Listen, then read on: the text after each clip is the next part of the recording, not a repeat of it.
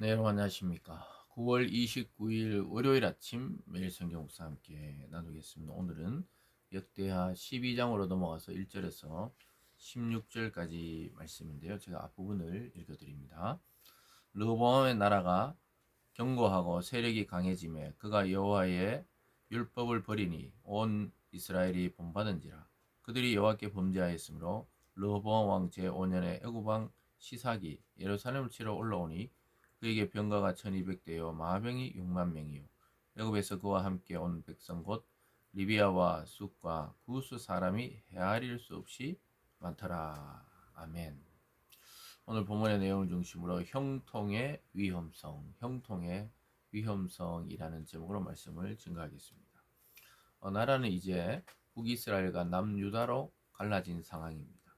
르호보암이 그 이스라엘 족속들의 요구를 들어주지 않자 다윗과 관련 없는 지파들은 여로보암을 중심으로 전체 나라를 만들고 르호보암은 오히려 쫓겨나서 그 다윗 왕가에 관련된 두 지파의 왕이 되었습니다. 그렇지만 하나님께서 그 나라를 견고하게 하고 세력이 강해지게 했습니다. 왜냐하면 하나님의 말씀을 따라 순종했고 나라가 갈려질려 했을 때 르호보암이 백성을 일으켜 북이스라엘을 치려고 했을 때 하나님이 선지자를 통해 이 일은 나로부터 시작된 일이니까 하나님이 하신 일이니까 올라가지 말라 했을 때 그 형제를 치러 올라가지 않았습니다. 그래서 하나님은 그 부분에 대해서는 평가를 하시는 것이죠. 그래서 형통할 때 하나님 나라가 견고해지고 세력이 강해지도록 하나님이 만들어 주셨습니다.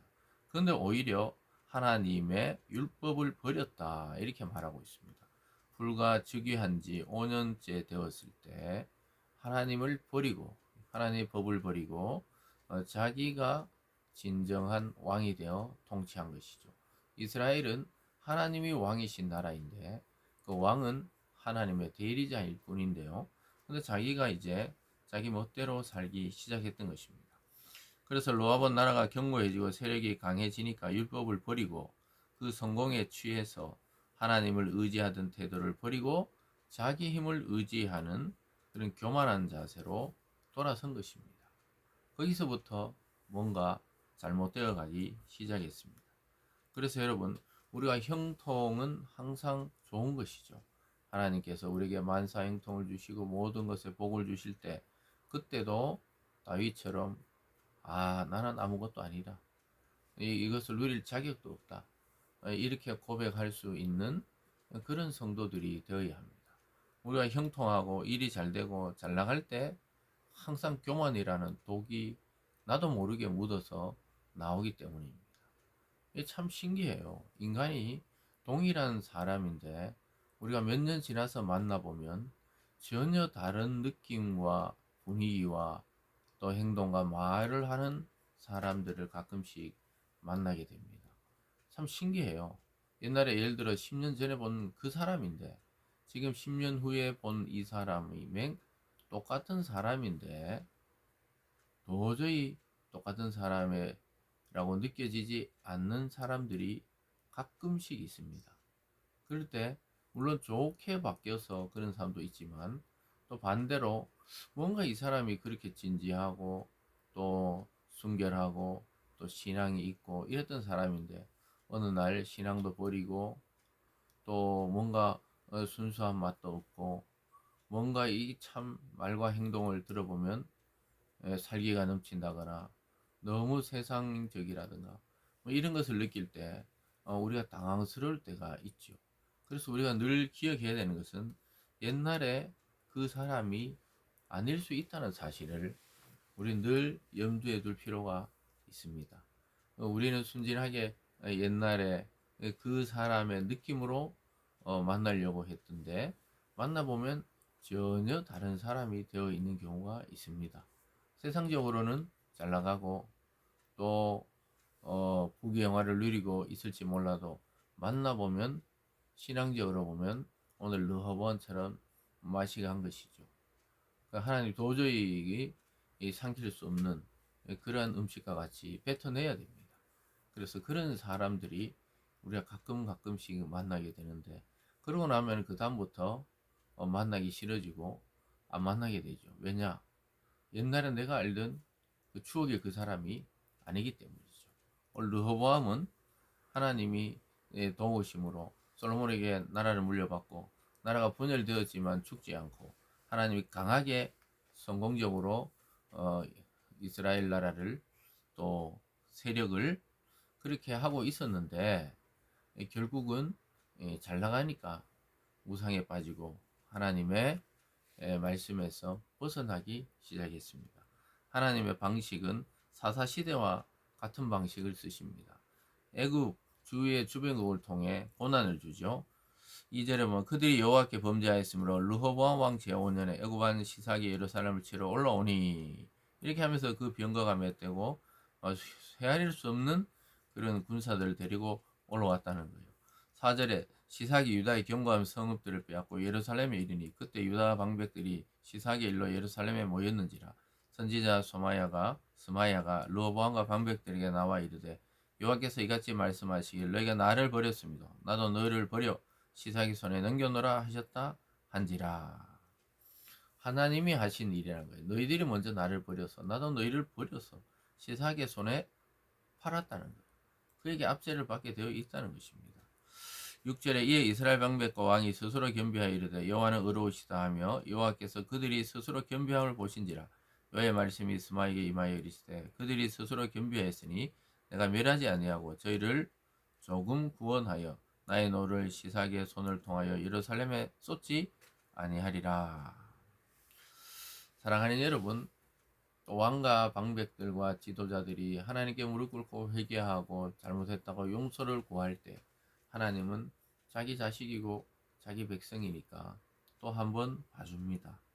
스스로 겸비함을 보면서 하나님이 그러나 조금 구원하여 시삭의 손을 통해 예루살렘에는 쏟지 않겠다. 지금 다른 성들은 많이 점령된 상태지만 예루살렘은 하나님의 성전이 있는 그곳은 봐주겠다는 거예요. 그러나 8절에 그러나 그들이 시삭의 종이 되어 나를 섬기는 것과 세상 나라를 섬기는 것이 어떠한지 알게 되리라 하셨더라. 많이 봐줬지만 살아남지만 섬겨야 된다는 거예요. 그러면서 하나님의 통치를 받는 것과 시삭의 통치를 받는 것이 과연 어떤지를 알게 되리라. 그 세상 나라를 섬기는 것과 하나님의 나라를 기대하고 섬기는 것이 어떤 차이인지를 알게 하겠다. 이렇게 이야기합니다. 9절에 애굽 왕 시삭이 올라와서 예루살렘을 치고 여호와의 전 보물과 왕궁의 보물을 모두 빼앗고 솔로몬이 만든 금방패도 빼앗은지라.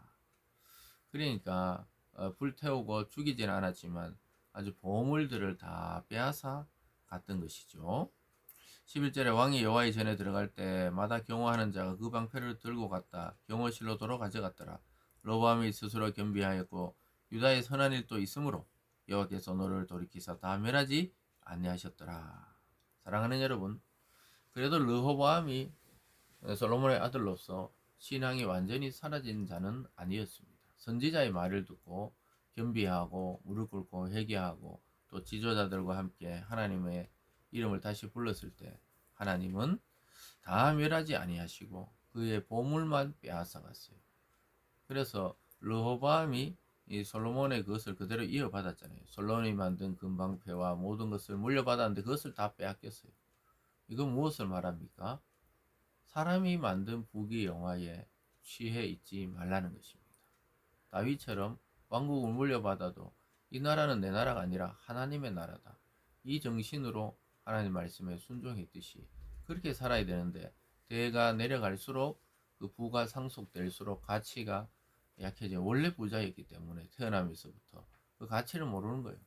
하나님이 줬는지 뭐 자기 힘인지 모르다가 한 번에 그냥 애굽 왕을 통해 다 빼앗기는 것을 보면서 르호보암은 하나님부터 의지하게 되고 하나님도 더 이상 벌하지 아니했다 하면서 이 르호보암의 통치가 거의 마무리됩니다. 그리고 13절부터 16절까지 내용은 그가 17년 동안 다스렸다 이 이야기를 통해서 그의 삶과 죽음에 대해서 이야기하고 있는 부분입니다. 사랑하는 여러분, 오늘 말씀을 통해 솔로몬의 형통이 이어져 내려왔던 이 르호보암 왕국이 왜 몰락하게 되었는가? 그것은 물려받은 유산에 집중하고 하나님과는 멀어지고 하나님의 법은 버렸기 때문에 결국은 몰락의 길을 걸었지만 그나마 신앙이 남아 있어서 하나님께 회개함으로 거기까지 끝까지가 아니라 거기까지만 하나님이 시삭을 통해 벌하시고는 하나님이 돌이키셔서 평화를 주셨던 것입니다. 사랑하는 여러분, 오늘 말씀을 통해 결국은 우리가 형통도 참 중요하지만 형통 이후에 내 삶과 신앙이 하나님을 중심할 수 있도록 우리는 늘 형통의 위험성을 알고 그것을 누려야 하는 것입니다. 그래서 끝까지 변치 않는 신앙으로 하나님께 영광 돌려드리는 우리들이 되기를 원합니다. 기도하겠습니다. 사랑의 하나님 아버지 감사드립니다. 하나님, 우리에게 평안과 형통을 주심에 감사드립니다. 그러나 그것이 하나님을 대체하는 것은 아니라는 사실을 늘 깨닫게 하여 주셔서 하나님의 말씀과 성령의 인도를 따라 살아가는 진정한 하나님의 자녀 되게 하여 주시옵소서. 감사드리며 예수님 이름으로 기도드리옵나이다. 아멘.